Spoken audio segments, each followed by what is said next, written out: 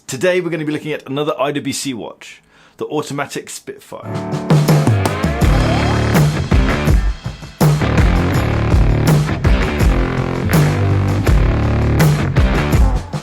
Welcome back to Bark and Jack. I am Adrian, and about 2 months ago I spent about half a day at the IWC boutique on Bond Street in London. I got hands on with a good handful of watches. This video isn't sponsored by IWC, but this video is sponsored by Bark and Jack. These vintage style leather straps are handmade in Turkey from vegetable tan leather. They're £69, including worldwide shipping. Jump over to barkandjack.shop and check them out. The previous IWC video I did was looking at the Mark XVIII Pilots watch. A few of the criticisms about that watch was around the price. It was £4,000. The movement being an ETA movement, although it's refinished by IWC. And then some of my criticisms were around the size of the watch. I'm pretty sure this watch covers off all of those issues. This is an IWC Spitfire Automatic.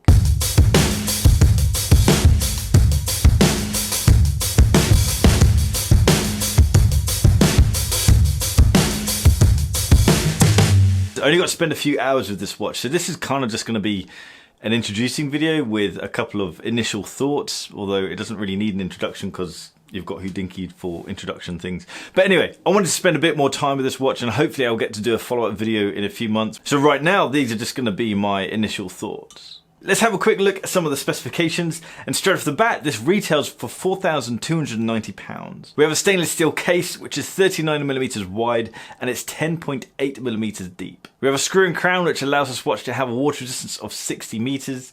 Similar to the Mark XVIII, this also has an internal soft iron cage to protect it from magnetic fields, but it also has parts that are made from silicon, which further protect it from magnetic interference.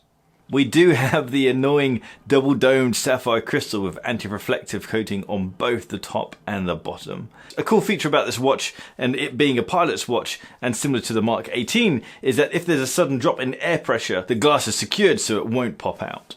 I'm not sure how useful that is in the real world of everyday use, kind of similar to watches having massive water resistance, but it's a cool feature nonetheless.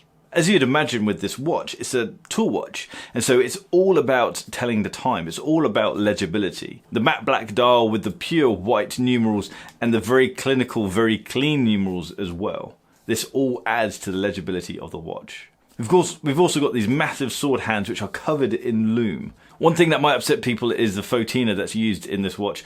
Personally, I really like it. I think it suits the watch, and it's on trend with all of this vintage inspired stuff. The numerals are very clinical, they're very clean, it's all about legibility, but I do really like the font on the curvaceous numbers. I like curvaceous fonts. If you look at the 6, 8 and the 9, they are all very curvaceous. They're quite attractive numbers. We've got a triangle at the top with the 2 dots, and this allows pilots to really quickly identify what orientation the watch is in and therefore tell the time simply by just glancing at the watch. The date window I find annoying, and I can't pinpoint exactly why.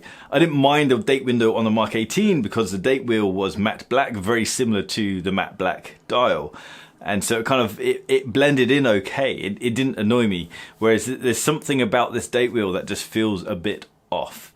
Maybe it would work a lot better if it was a black date wheel as opposed to a white date wheel on a black dial.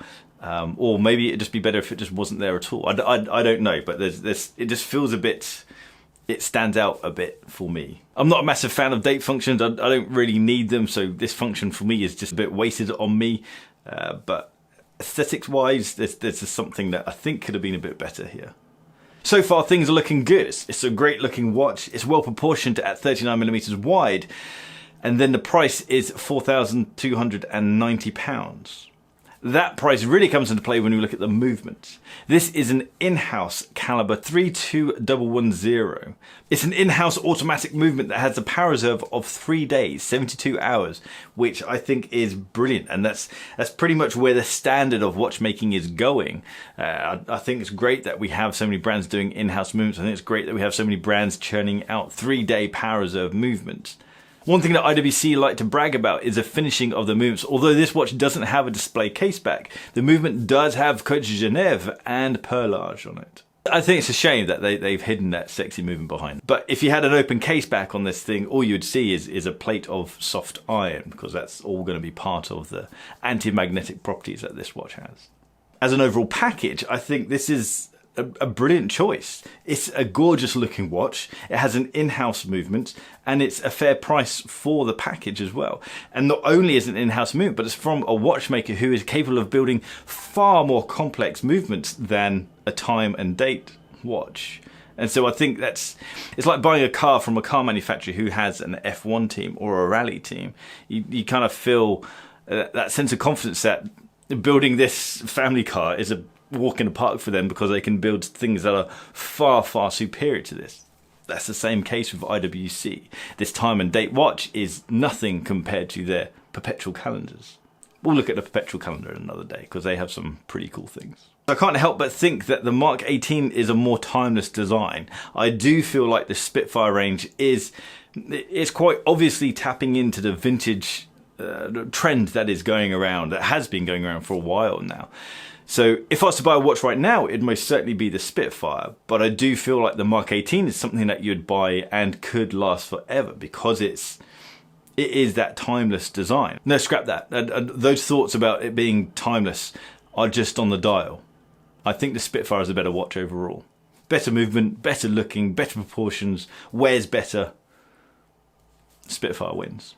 Guys, drop me a comment down below. Let me know what you think of this Spitfire range, particularly this model as well, especially around the movement and the price, because that was what annoyed a lot of people about the Mark XVIII. The fact it was £4,000 for an off-the-shelf ETA. Sorry, not off-the-shelf. It was a refinished ETA movement. This is an in-house movement, well-finished in-house movement with 72-hour power reserve and, quite frankly, a gorgeous looking watch.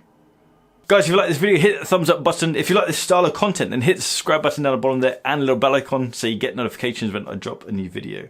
If you want to check out previous videos and articles, jump over to barkandjack.com. If you want to check out some nice straps and watch accessories, jump over to barkandjack.shop. If you're on Instagram, give me a follow at barkandjack. And if you're on Twitter, give me a follow at barkandjack. And see you guys next time. Take care.